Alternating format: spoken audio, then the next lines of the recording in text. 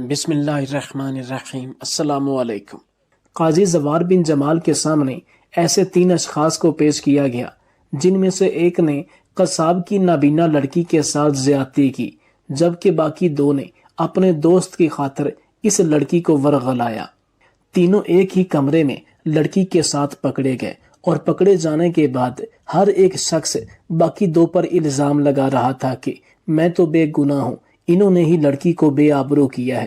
ان کو بہت مارا گیا، لیکن اس کے باوجود کسی نے اپنے جرم کا اعتراف نہ کیا اور اپنے آپ کو بے گناہ کہتے رہے۔ جب لڑکی سے پوچھا گیا تو اس نے کہا ان تینوں میں سے ایک ہی تھا، لیکن چونکہ وہ نابینا تھی اس لیے اس شخص کی پہچان نہ کر پائی۔ حالات کو دیکھتے ہوئے ان تینوں کو قاضی زوار بن جمال کی عدالت میں پیش کیا گیا۔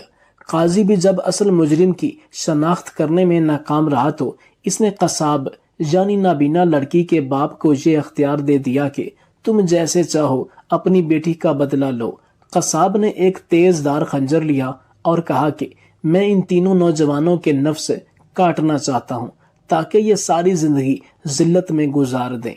قاضی زوار بن جمال کی بوڑھی مگر انتہائی زیرک والدہ کلثوم بنت زبیر کا اس دنیا میں اپنے اکلوتے بیٹے قاضی زوار بن جمال کے علاوہ کوئی نہ تھا اور اسے ایک آنکھ سے بالکل دکھائی نہیں دیتا تھا، جبکہ دوسری آنکھ سے ہلکا پھلکا دھندلا سا نظر آتا تھا۔ لہٰذا قاضی زوار بن جمال جب بھی گھر سے عدالت آتا تو اپنی والدہ کو اپنے ساتھ رکھتا، کیونکہ وہ ان کی خدمت خود کرنا چاہتا تھا اور ان کے سوا ان کا کوئی آسرا نہ تھا۔ اور یہی وجہ تھی کہ قاضی زوار بن جمال نے اپنی ماں سے محبت کی وجہ سے ابھی تک شادی نہیں کی تھی۔ قاضی ہر روز اپنی والدہ کو اپنے ساتھ عدالت لے آتا اور اپنے ساتھ شام کو گھر واپس لے جاتا۔ اس دن بھی قاضی کی والدہ اس کی عدالت میں موجود تھی، جو کہ اس سارے مقدمے کو سن رہی تھی۔ جب قاضی زوار بن جمال نے اس نابینا لڑکی کے والد کو یہ اختیار دیا کہ تم جیسے چاہو اپنا بدلہ خود لے سکتے ہو تو اس قصاب نے ایک تیز دار خنجر لیا اور کہا کہ میں ان تینوں نوجوانوں کے نفس کاٹنا چاہتا ہوں تاکہ یہ ساری زندگی میری بیٹی کی طرح پشیمانی اور رسوائی میں گزاریں۔ جب یہ الفاظ قاضی زوار بن جمال کی والدہ نے سنے تو قصاب کے اس فیصلے پر اعتراض کیا کہ اصل مجرم کو ہی سزا ملنی چاہیے۔ پھر کچھ دیر توقف کے بعد مجرم کی شناخت کے لیے اس نابینا لڑکی نے عدالت میں ایک بکرے کو منگوایا۔ جب قاضی زوار بن جمال نے اس بکرے کو دیکھا تو پوچھا کہ یہ بکرا کیسے ثابت کرے گا کہ ان تینوں میں سے تمہارے ساتھ زنا کس نے کیا ہے؟ تو یہ اندھی لڑکی کہنے لگی کہ قاضی صاحب یہ کوئی عام بکرا نہیں ہے، یہ ایسا بکرا ہے کہ جس نے اپنی ماں کی بجائے ایک کتیا کا دودھ پیا تھا۔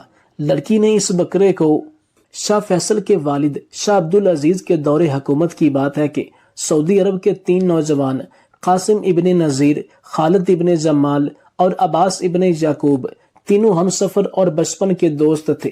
تینوں میں سے ایک دوست کو قصاب کی ایک نابینا لڑکی پسند آئی۔ اس نے لڑکی کو شادی کی پیشکش بھی کی تھی، لیکن لڑکی نے انکار کر دیا۔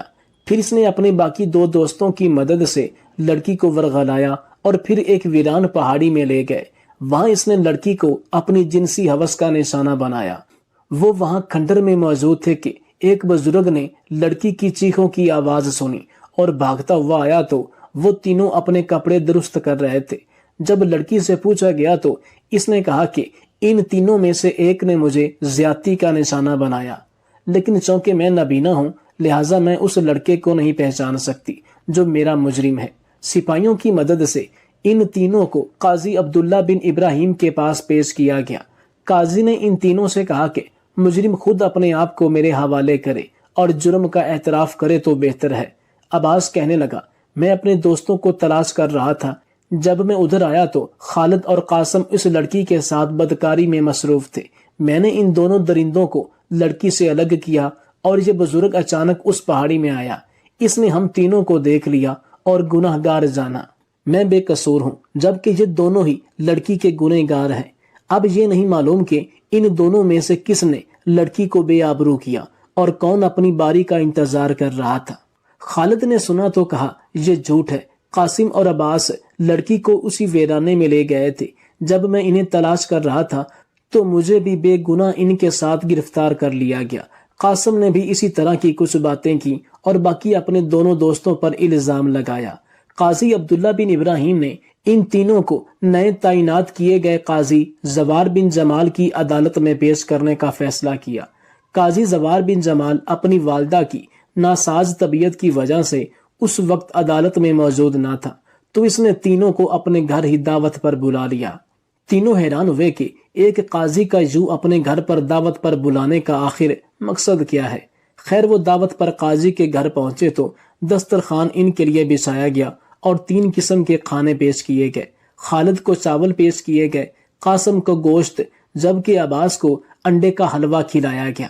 خالد نے جیسے ہی چاول اپنے منہ میں ڈالے تو فوراً تھوک دیا اور چاول باہر نکالے۔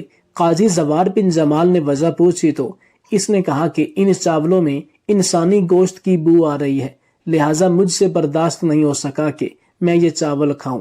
قاسم نے پہلا لقمہ گوشت کا جب منہ میں ڈالا تو لقمہ نگل نہ سکا اور باہر نکال لیا اور کہنے لگا کہ میں نہیں سمجھتا کہ یہ بکرے کا گوشت ہے، بلکہ یہ تو کتے کا گوشت ہے۔ عباس جب انڈے کا حلوہ کھانے لگا تب اس نے بھی کھانے سے انکار کر دیا۔ قاضی نے جب اس سے بھی وجہ پوچھی کہ آپ کھانا کیوں نہیں کھا رہے تو اس نے کہا کہ میں سمجھتا ہوں کہ یہ انڈے کا حلوہ جس شخص نے تیار کیا ہے وہ اپنے باپ کی ناجائز اولاد ہے، اور اس نے پانی کی جگہ حاملہ اونٹ کا پیشاب مکس کیا ہے، اور اس کے ہاتھ سے تو میں کھانا نہیں کھا سکتا۔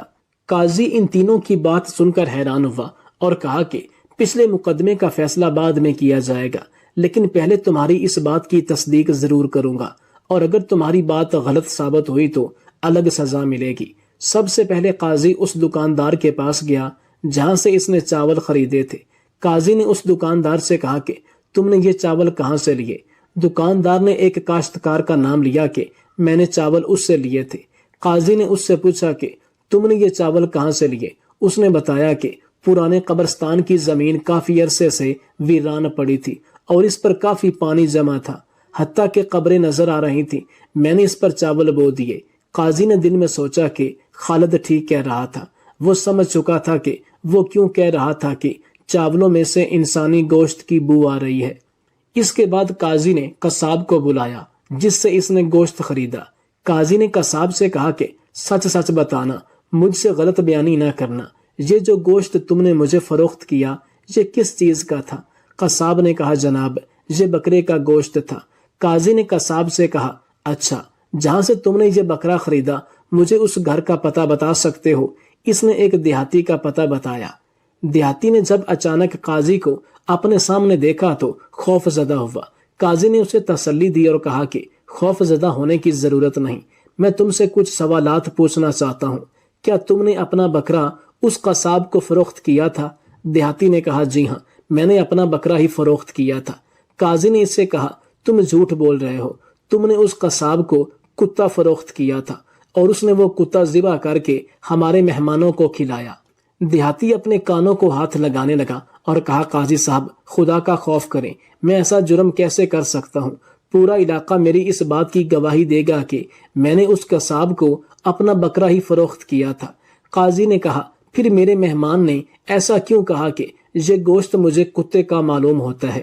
دیہاتی کچھ دیر خاموش رہا، پھر کہا جناب اگر اجازت ہو تو میں آپ کو ایک واقعہ سنانا چاہتا ہوں۔ جب یہ بکرا پیدا ہوا تھا تو اس کی ماں مر گئی تھی۔ میں پریشان ہوا کیونکہ میرے پاس دودھ نہیں تھا اور اس بچے کی خوراک صرف دودھ ہی تھی۔ ایک دفعہ میں گھر آیا تو میں نے دیکھا کہ ایک کتیا اس بکرے کو دودھ پلا رہی ہے۔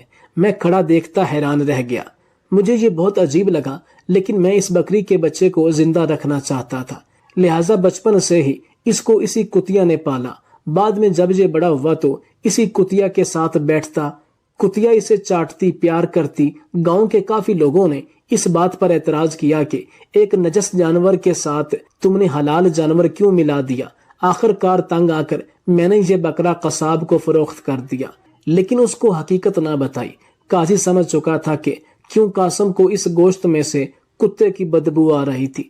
قاضی دل میں سوچنے لگا یہ تینوں شخص مجرم ہونے کے علاوہ بلا کے ذہین ہیں، لہٰذا اصل مجرم کی شناخت بہت مشکل معاملہ ہے۔ اب قاضی نے قاسم کا سچ معلوم کرنے کی کوشش کی۔ قاضی نے اپنے اس باورچی کو بلایا جس نے انڈے کا حلوہ تیار کیا اور کہا کہ مجھے اپنے والدین کے پاس لے جاؤ۔ باورچی نے قاضی کو بتایا کہ میرا باپ تو بچپن ہی سے فوت ہو چکا ہے لیکن ماں زندہ ہے۔ وہ قاضی کو اپنی ماں کے پاس لے گیا۔ قاضی نے اس کی ماں سے پوچھا کہ سچ سچ بتاؤ، یہ بیٹا تمہارا ہے؟ اس کی ماں نے اس بات کا اقرار کیا کہ جنگل میں لکڑیاں کاٹ رہی تھی، کچھ اباس ڈاکو انہوں نے مجھے بے آبرو کیا۔ میں شادی شدہ تھی جبکہ میرا شوہر اس وقت تجارتی سفر پر تھا۔ ان نوجوانوں کی وجہ سے میں حاملہ ہو چکی تھی، لیکن میں نے یہ راز کسی کو نہ بتایا کہ سسرال والے مجھے گھر سے نکال دیں گے۔ میرا یہ بیٹا آپ کے ہاں باورچی ہے، یہ میرے شوہر کے نطفے سے نہیں۔ اب قاسم کی بات کی بھی تصدیق ہو چکی تھی۔ قاضی حیران تھا کہ تینوں اگر اتنے ذہین ہیں پھر انہوں نے یہ غلط کام کیوں کیا۔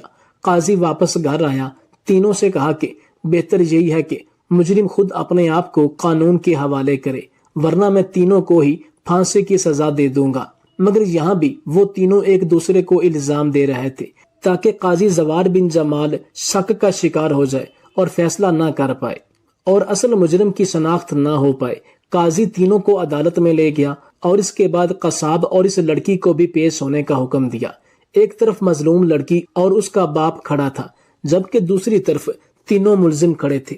قاضی نے دیکھا کہ قصاب کا چہرہ غصے سے لال تھا، اس کی آنکھیں بھی سرخ تھیں۔ قاضی نے قصاب سے کہا کہ یہ تینوں ہی تمہاری بیٹی کے مجرم ہیں، لہٰذا جیسے چاہو ان کو سزا دو اور اپنی مظلوم بیٹی کا بدلہ لو۔ قصاب نے کہا کہ میں ان تینوں کو سزا دوں گا اور ایسی سزا دوں گا کہ یہ تینوں عبرت کا نشان بن جائیں گے۔ میں ان کو ماروں گا نہیں بلکہ ان تینوں کے نفس کاٹ لوں گا تاکہ فساد کی جڑ ہی ختم ہو جائے اور دوبارہ یہ کسی کی بہن بیٹی کی عزت پامال نہ کر سکے۔ یہ زندہ ہی رہیں گے لیکن ذلت اور رسوائی کے علاوہ ان کی قسمت میں اور کچھ نہیں ہوگا۔ قصاب نے ایک خنجر تیز دار آلے پر رکھا اور تیز کرنے لگا۔ قاضی کی عقل مند والدہ نے جب قصاب کے ارادے کو دیکھا تو کہا کہ یہ غلط ہے، جو سزا اس قصاب نے تینوں کے لیے تجویز کی ہے وہ اصل مجرم کو ہی ملنی چاہیے۔ قاضی نے والدہ سے کہا، والدہ محترمہ، لیکن میرے لیے اصل مجرم کی شناخت کرنا مشکل ہو چکا ہے اور لڑکی بھی نابینا تھی، وہ بھی اپنے مجرم کو نہیں پہچان سکتی تھی۔ قاضی کی بوڑھی لیکن دانشمند ماں نے کہا کہ آپ اس دیہاتی کے پاس جائیں جس نے اپنا بکرا اس قصاب کو فروخت کیا تھا۔ دراصل اس کے پاس 2 بکرے تھے جس میں سے ایک بکرا اس نے چھپا لیا تھا، وہ بھی بچپن میں کتیا کے دودھ پر پلا تھا۔ وہ بکرا ہی ان میں سے مجرم کی شناخت کروائے گا۔ وہ بکرا عدالت میں پیش کیا گیا اور اس کے بعد اس کو ایک تاریک کمرے میں کھڑا کیا گیا۔ تینوں سے کہا گیا کہ باری باری جا کر اس بکرے کے سینگوں کو ہاتھ لگائیں۔ جب مجرم اس کے سینگوں کو ہاتھ لگائے گا تب بکرا ایک عجیب سی آواز نکالے گا جو کتے سے ملتی جلتی ہوگی۔ تینوں کمرے میں گئے اور بکرے کے سینگوں کو ہاتھ لگا کر واپس آ گئے۔ پھر قاضی کی والدہ نے ایک سپاہی سے کہا کہ ان تینوں کے ہاتھوں کو سونگو۔ سپاہی نے تینوں کے ہاتھوں کو سونگا اور پھر قاضی کی والدہ کو بتایا کہ تینوں کے ہاتھوں سے ایک عجیب قسم کی خوشبو محسوس ہو رہی ہے۔ یہ سن کر قاضی کی ماں کافی پریشان ہو گئی۔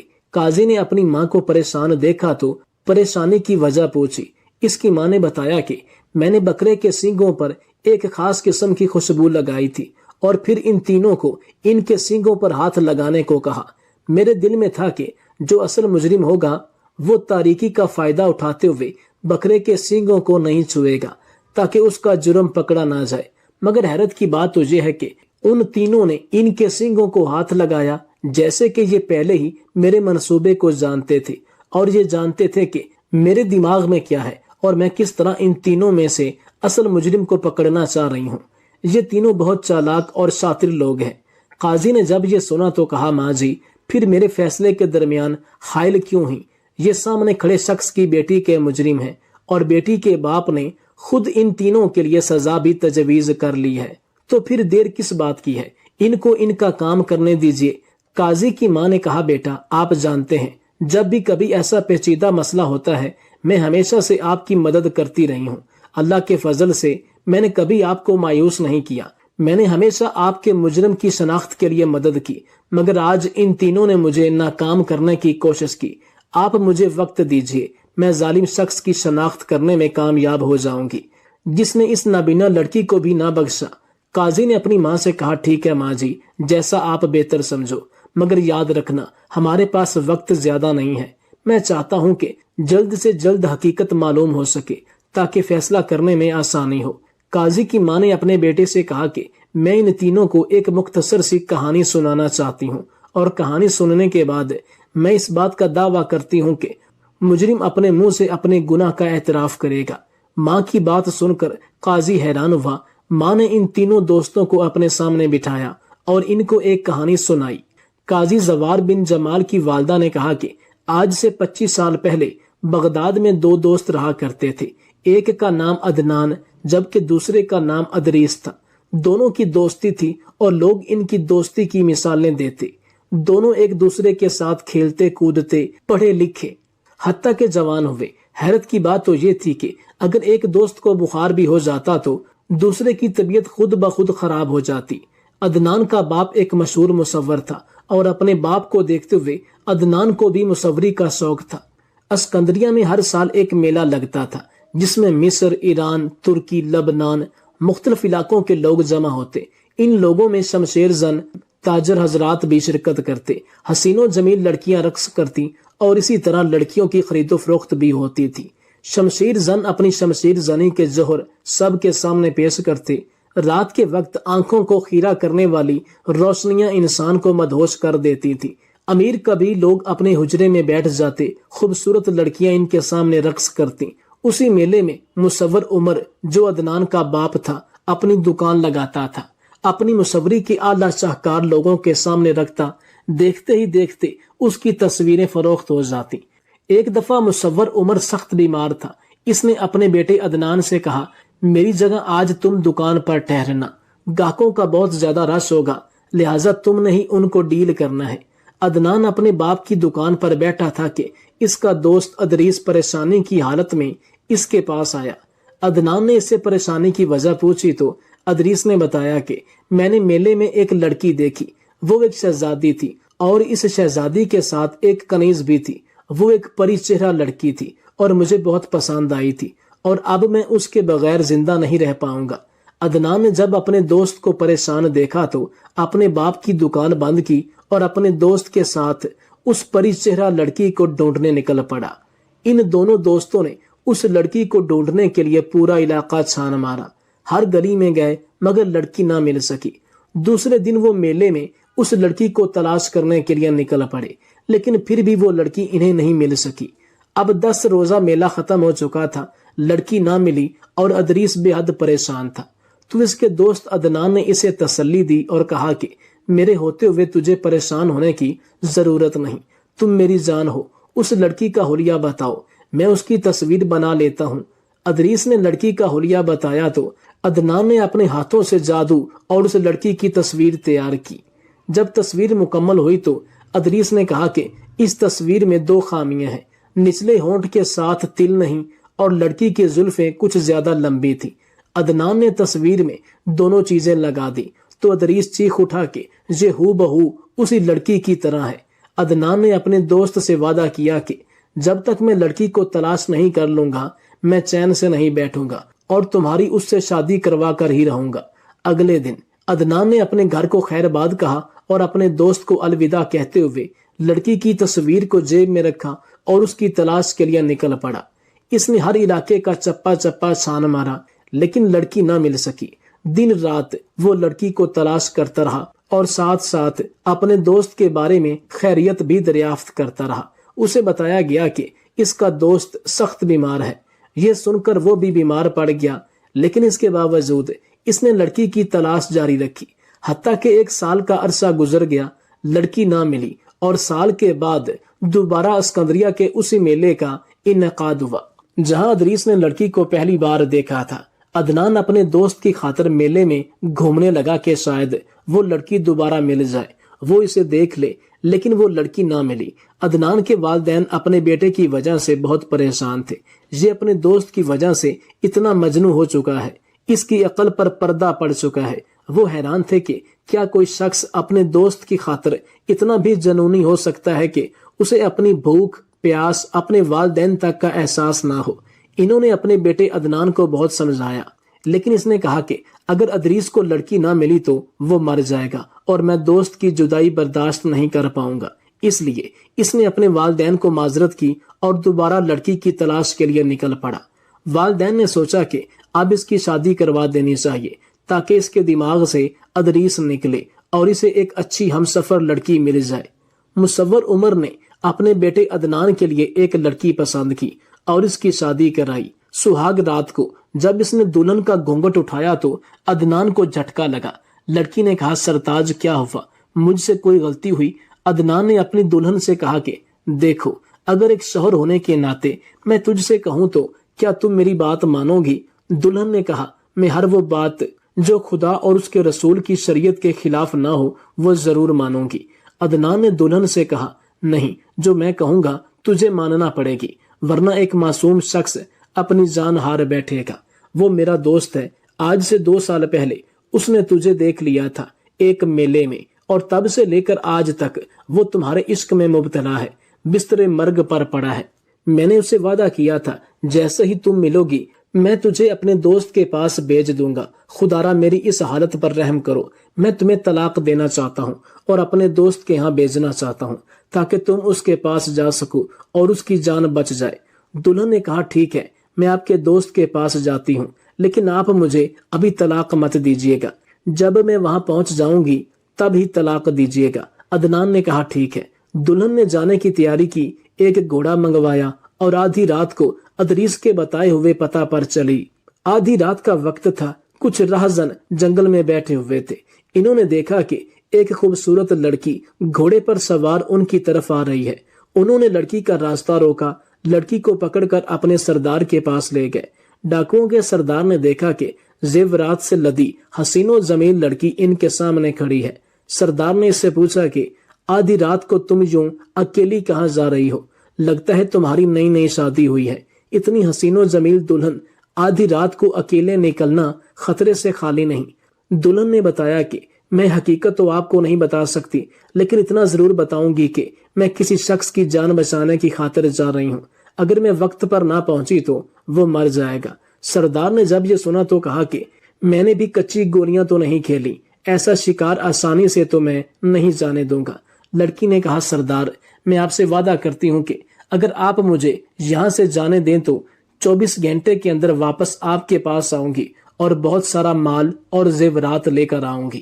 کسی کی زندگی کی خاطر اب میرا جانا ضروری ہے۔ سردار ایک زانی تھا جو لگ بھگ 100 سے زیادہ عورتوں کے ساتھ زنا کر چکا تھا۔ اس نے لڑکی سے کہا، ٹھیک ہے، میں تمہاری بات کا یقین کر لیتا ہوں، لیکن اگر تو نے ہمیں دھوکہ دیا تو میں تمہارا وہ اثر کروں گا کہ منہ دکھانے کے قابل نہیں رہو گی۔ اب میرے ساتھ ہی تمہیں تمہاری منزل مقصود تک چھوڑ کر آئیں گے۔